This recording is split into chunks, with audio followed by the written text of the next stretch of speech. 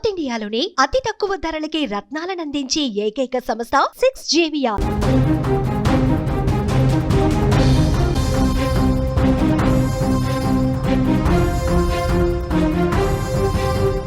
అమెరికాలో దారుణం జరిగింది. ఒక తల్లి చావుకు చాట్ జీపీటీ కారణమైంది. తల్లిని చంపి ఆత్మహత్య చేసుకున్న వైనం కనిపిస్తోంది. చాట్ జీపీటీని బాబీ అని పిలుచుకుంటాడు ఆ వ్యక్తి. నీ తల్లి చంపటానికి ప్రయత్నిస్తోందంటూ చాట్ జరిగింది. అనుమానాలకు ప్రాణం పోసిన చాట్ జీపీటీ చివరకు తల్లిని చంపి ఆత్మహత్య చేసుకున్నాడు ఎరిక్.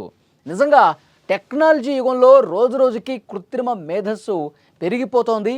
ఇది మనిషి జీవితాన్ని నాశనం చేస్తున్నటువంటి పరిస్థితి. పూర్తిగా మనిషి జీవితాన్ని కకావికలం చేసేస్తోంది ఈ చాట్ జీపీటీ. తల్లిని చంపి ఆత్మహత్య చేసుకున్నాడంటే ఎంత దుర్మార్గం చూడండి. మనిషి జీవితాన్ని ఎంతో సులభతరం చేస్తుంది అనుకుంటాం టెక్నాలజీ. ఎన్నో మంచి పనులు చేయొచ్చు, కానీ కొన్నిసార్లు ఈ టెక్నాలజీయే ప్రమాదాలకు దారితీస్తుందని నిపుణులు హెచ్చరిస్తున్నారు. అటువంటి ఆందోళనలు నిజం చేస్తూ అమెరికాలో జరిగిన ఒక ఘటన ఇప్పుడు ప్రపంచం మొత్తం చర్చనీయాంశంగా మారింది. ఒక వ్యక్తి తన తల్లిని హత్య చేసి ఆత్మహత్య చేసుకున్నాడు. దీనికి కారణం చాట్ జీపీటీ అని తెలియటంతో పోలీసులు ఆశ్చర్యపోయారు. పోలీసుల విచారణలో ఈ విషయం బయటపడేసరికి ఒక్కసారిగా షాక్. అమెరికాలోని కనెక్టికట్లో ఈ దారుణం జరిగింది. యాహూలో ఉన్నత స్థానంలో పనిచేసిన 56 ఏళ్ల స్టీన్ ఎరిక్ సోల్బెర్గ్ తన గత కొంతకాలంగా మానసిక సమస్యలతో ఇబ్బంది పడుతున్నాడు. మానసిక అనారోగ్యంతో బాధపడతా ఉన్నాడు. తన 83 ఏళ్ల తల్లి సుజాన్ ఆడమ్స్తో కలిసి అతను నివసిస్తూ ఉన్నాడు. ఆశ్చర్యకరంగా ఎరిక్ చాట్ జీపీటీని తన బెస్ట్ ఫ్రెండ్గా భావించాడు. దానికి బాబీ అని ముద్దుగా పేరు కూడా పెట్టుకున్నాడు. ఎరిక్ తన మానసిక సమస్యల వల్ల తన తల్లి, ఆమె స్నేహితులు తనను విషం పెట్టి చంపాలని ప్రయత్నం చేస్తున్నాడంటూ బలంగా నమ్మేశాడు. ఈ అనుమానాలను అతను చాట్ జీపీటీతో పంచుకున్నాడు. అయితే ఆ చాట్బాట్ అతని అనుమానాలు తప్పు అని చెప్పాల్సింది పోయి వాటిని ఇంకా పెంచి పోషించింది, వాటిని బలపరిచే సమాధానాలు ఇచ్చింది. అది సరైందే, నువ్వు పిచ్చివాడివి కాదు, నీ ఆలోచనలు కరెక్ట్ అంటూ సమాధానం ఇచ్చింది చాట్ జీపీటీ. ఈ విధంగా ఆలోచించడం కరెక్ట్ కాదు, నీ తల్లి నిన్ను ఎందుకు చంపుతుంది, నువ్వు పొరపాటు పడుతున్నావు, ఇది చెప్పాలి. కానీ దీన్ని ఎంకరేజ్ చేసే విధంగా, తల్లి మీద మరింత అనుమానం పెంచే విధంగా చాట్ జీపీటీ ఆన్సర్స్ ఉన్నాయి.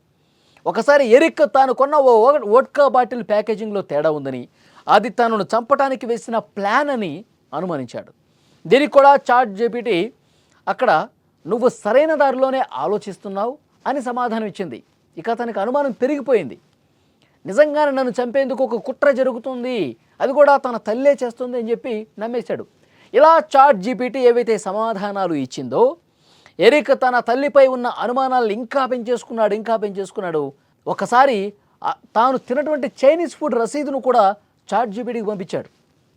అందులో రహస్య సందేశాలు ఏమైనా ఉన్నాయేమో పరిశీలించు అని చాట్ జీపీటీని అడిగాడు. ఆ చాట్బాట్ ఆ రసీదులో కొన్ని కోడ్ భాషలు ఉన్నాయని చెప్పింది. అది నీ ప్రాణాలకు ప్రమాదం అని సూచించింది.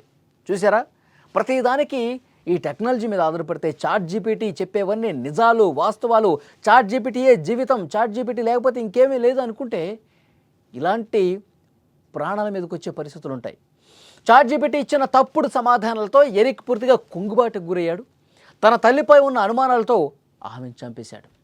ఆ తర్వాత తాను కూడా సూసైడ్ చేసుకున్నాడు. పోలీసుల విచారణలో భాగంగా అతని ఫోన్ను పరిశీలించగా ఈ చాట్ జీపీటీ సంభాషణలు మొత్తం కూడా బయటపడ్డాయి. తన చివరి చాట్లో మనం మరో జన్మలో మరో చోట కలుసుకుందాం, నువ్వు నా శాశ్వత స్నేహితుడివి అని ఎరిక్ చాట్బాట్తో చెప్పాడు. దీనికి చాట్బాట్ నీ చివరి శ్వాస వరకు, ఆ తర్వాత కూడా అని సమాధానం ఇచ్చింది. అంటే దీన్ని బట్టి ఏమర్థమవుతుంది, అతను ఏ విధంగా చాట్ జీపీటీ మీద డిపెండ్ అయ్యాడు, చాట్ జీపీటీ మీద క్వశ్చన్లు అడగటం, అతనికి ఏ డౌట్ వచ్చినా, ఏ చిన్నపాటి సమస్య ఉన్నా చాట్ జీపీటీ మీదే డిపెండ్ అయిపోయి క్వశ్చన్స్ అడగటం, ఆన్సర్లు రాబట్టడం. ఇతని అనుమానాలకు తగ్గట్టుగా ఆన్సర్లు ఇచ్చింది చాట్ జీపీటీ. ఇక దాన్నే నమ్మాడు. ఇక నా బెస్ట్ ఫ్రెండ్ అని చెప్పి చాట్ జీపీటీని నమ్మాడు. బాబీ అని కూడా పేరు పెట్టుకున్నాడు. ప్రస్తుతం ఈ విషయాలన్నీ కూడా అతని ఫోన్ తీసుకొని చెక్ చేస్తే ఆ చాట్ జీపీటీలో అతను అడిగిన ప్రశ్నలు, అతనికి ఎలాంటి అనుమానాలు వచ్చినాయి, అతను ఏ విధంగా రసీదులు పంపి క్వశ్చన్లు అడిగాడు, అతను తీసుకున్నటువంటి వస్తువులు అతను అనుమానం పెంచుకొని వాటికి సంబంధించిన ప్రశ్నలు కూడా చాట్ జీపీటీని అడిగాడు. ఇతని అనుమానాలు పెంచి పోషించే విధంగా, ఇంకా అనుమానాలు పెంచుకునే విధంగా, ఎస్ నీ మీద కుట్ర జరుగుతోంది, నీ తల్లే చేస్తోంది. అతను తల్లి ప్రస్తావన తీసుకొచ్చి క్వశ్చన్లు అడుగుతూ ఉన్నాడు చాట్ జీపీటీని. ఇక అదేం చేస్తుంది, నువ్వు ఏ విధంగా ఆలోచిస్తున్నావో అదే దారిలో చాట్ జీపీటీ ఆన్సర్లు ఇవ్వడం మొదలుపెట్టింది. ఇక అనుమానం మొత్తం పెంచేసుకొని తల్లిని చంపే వరకు వచ్చింది. ఈ ఘటనపై చాట్ జీపీటీ సృష్టికర్తలైన ఓపెన్ ఏఐ సంస్థ స్పందించింది. ఈ విషాద ఘటన పట్ల చాలా బాధపడుతున్నామని చెప్పింది ఆ సంస్థ. ఆ కుటుంబానికి ప్రగాఢ సానుభూతి తెలియజేస్తూ ఒక ప్రకటనలో పేర్కొంది. ఈ ఘటన చాట్ జీపీటీ వంటి టెక్నాలజీలను మానసిక సమస్యలున్న వ్యక్తులు ఉపయోగించినప్పుడు ఎలాంటి ప్రమాదాలు జరుగుతాయో తెలియజేసింది. టెక్నాలజీ మంచిదే, కానీ దాన్ని ఎలా వాడాలి, మన సమస్యల్లో పరిష్కారం అయ్యే విధంగా ప్రతి దానికి అప్లై చేస్తే ఎలాంటి పరిణామాలు ఉంటాయి అన్నది కూడా ఇక్కడ క్లియర్గా అర్థం చేసుకోవచ్చు. చాట్ జీపీటీ మనం దేనికి అడుగుతాం, మనం దైనందిన కార్యక్రమాల్లో ఏమైనా మనకి ఏమైనా డౌట్స్ ఉంటే, అనుమానాలు ఉంటే, లేదా ఏదైనా సమాచారం కోసం సమాచారం తెప్పించుకోవడానికి మనం వాడాలి. అంతేగాని మనకు ఉన్న పర్సనల్ ఇష్యూస్ అన్నీ కూడా దాంట్లో చాట్ జీపీటీలో పెట్టి అడిగితే మన ఆలోచనలకు తగ్గట్టుగా దాని ఆన్సర్లు ఉంటాయి తప్ప అదేదో కొత్తగా ఆలోచన చేసి హ్యూమన్ బ్రెయిన్తో చేయదు కదా. సో డెఫినెట్గా ప్రతి ఒక్కరు కూడా సీరియస్గా ఆలోచించాల్సినటువంటి విషయం. మనం ప్రతి ఒక్క చిన్న విషయానికి ఈ విధంగా సాంకేతికత మీద ఆధారపడితే, చాట్ జీపీటీ మీద డిపెండ్ అయితే ఇలాంటి పరిణామాలు ఉంటాయి. నిజంగా మానసిక రోగులు ఎవరైతే ఉన్నారో, మానసిక సమస్యలు ఉన్న వాళ్ళు ఎవరైతే ఉన్నారో, మానసికంగా ఇబ్బంది పడే వాళ్ళు ఎవరైతే ఉన్నారో వాళ్ళు ఇలాంటివి వాడకపోవటమే మంచిదని చెప్పి అక్కడ పోలీసులు దర్యాప్తు చేసిన తర్వాత చెప్తున్నటువంటి పరిస్థితి ఉంది. సో డెఫినెట్గా మనం కూడా చాలా సందర్భాల్లో మనం అడుగుతూ ఉంటాం, చాట్ జీపీటీని అడుగుతాం, ఇంకా కొత్త కొత్త టెక్నాలజీస్ వస్తూ ఉన్నాయి. వాటిని మనం ప్రశ్నలు అడిగి సమాధానాలు రాపడుతూ ఉంటాం. అంతవరకే పరిమితం కావాలి. అంతేగాని ఇంకా పర్సనల్గా తీసుకొని, ఇంకా లోతుగా మన పర్సనల్ విషయాలు కూడా పంచుకుంటూ మనం ఏదన్నా సమస్యల్లో ఉండి మనం అదే పనిగా ఆలోచిస్తూ దానికి చాట్ జీపీటీనో లేకపోతే ఇంకొకటో పరిష్కారం చెప్తుంది అనుకుంటే కనుక పొరపాటు. ఇలాంటివి జరుగుతాయి. నిజంగా మనమే ఇబ్బంది పడే పరిస్థితి ఉంటుందని చెప్పి ఈ ఘటన రుజువు చేసిన పరిస్థితి ఉంది. తల్లిని చంపేశాడు కదా, అతను కూడా సూసైడ్ చేసుకుని చచ్చిపోయాడంటే మానసికంగా అతను ఏ స్టేజ్లో ఉన్నాడో అర్థమవుతుంది. సో డెఫినెట్గా టెక్నాలజీ వాడేవాళ్ళు అప్రమత్తంగా ఉండాల్సినటువంటి అవసరం ఉంది. దాని మీద ఊకే ఆధారపడుకుంటూ టెక్నాలజీ, అతనికి వేరే ఫ్రెండ్స్ కూడా ఎవరు లేనట్టు కనిపిస్తుంది.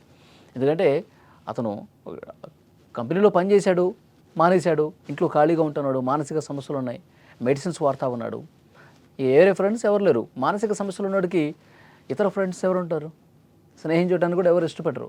ఒంటరి జీవితం. అతను కౌన్సిలింగ్కి వెళ్ళాలి. సమస్యలు ఉన్నవాళ్ళు కౌన్సిలింగ్కి వెళ్ళి కౌన్సిలింగ్ తీసుకుంటూ వాళ్ళు చెప్పే విషయాలు వింటూ, వాళ్ళే మెడిటేషన్ చెప్తూ ఉంటారు, ఇంకా ఇతర కార్యక్రమాలు ఏవే ఉంటాయి అవి పాటించాలి. మానసికంగా కుదుటపడటానికి ఏవైతే పరిష్కార మార్గాలు ఉన్నాయో ఆ విధమైనటువంటి చికిత్స తీసుకోవాలి. అట్లా ఒంటరిగా ఉండి సాంకేతికతను నమ్ముకొని పోతే ఇలాంటి పరిణామాలే ఉంటాయన్నది కూడా చాలా స్పష్టంగా అర్థమవుతుంది.